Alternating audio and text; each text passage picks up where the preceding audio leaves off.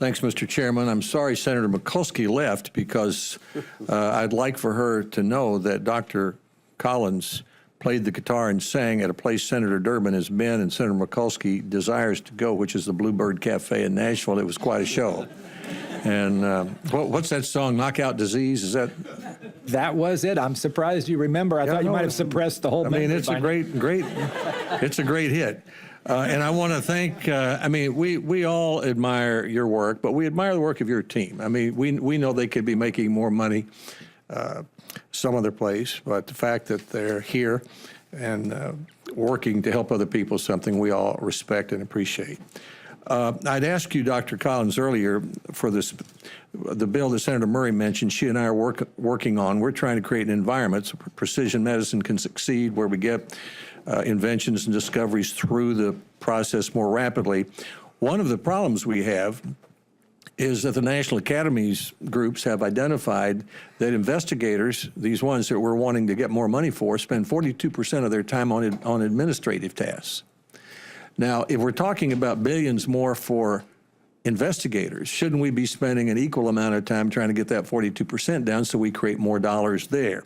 There's a new report headed by the former chancellor of the University of Texas, which makes a number of serious specific recommendations about how to deal with that. One of them includes a research board that would coordinate an approach toward the spending of the $42 billion we put out, not all of that through NIH, to colleges and universities to try to eliminate duplication and make it more efficient.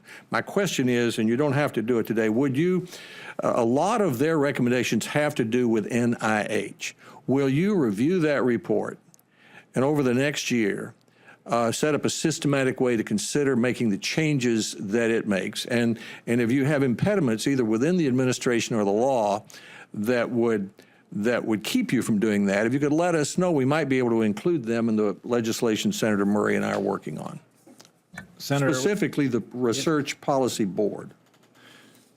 Senator, I appreciate very much the role you've played in bringing this important issue to the attention of the academic community and other constituents as well, including the government. Well, thank you. I'm going to ask you to leave me about 2 minutes because I have another question I want to ask. We will take with great seriousness this report. We've looked at it in a preliminary way. We will look at it much more deeply. I think we do have a number of ideas and responses to that. I'll be glad to share with you about how we could do something to reduce that 42%. Thank you. I want to ask you some questions about funding, but I don't need the answers today. But I think all of us need the answers in the next few weeks. The House included something called mandatory funding, as well as the discretionary funding. For many of us, mandatory funding is the villain. The reason you don't have money is because that part of the budget's gone up like this, and the discretionary side's like this, and you're in the discretionary side. So our visceral reaction is against new mandatory funding. But I'm convinced that this is a critical time in science and a critical time of opportunity. So I'm willing to think about that. And I have these questions as I think about that. And these are the questions I'd like to talk with you about sometime. What happens at the end of the 5 years that the House proposed? There's a cliff and you lose $2 billion. What happens then? What's the purpose of the mandatory funding? If there's a difference between discretionary funding and mandatory funding, do you just mix it all up, or is there some distinct purpose that would justify a steadier stream of money toward mandatory funding, and what would that be? Should there be a focus for the mandatory funding on preventive medicine, for example, or on precision medicine, for example, or on investigators, for example? And what about oversight? I mean, we had an embarrassing thing happened in the NIH about its manufacturing of sterile drugs recently. And if you're not accountable to us for what happens there, then you're not accountable to anybody, really. And that's our job as appropriators. So as a Republican, when I read Ben Bernanke's column that says that the Fed can't create a growth economy, it takes education, capital formation, infrastructure, and research and technology, I agree with that. I'm all for more research. I think we should be doubling energy research.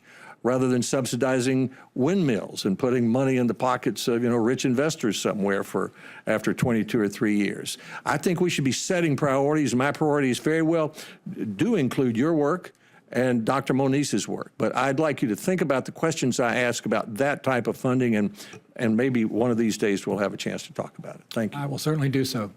Thank you, Senator. Senator Merkley.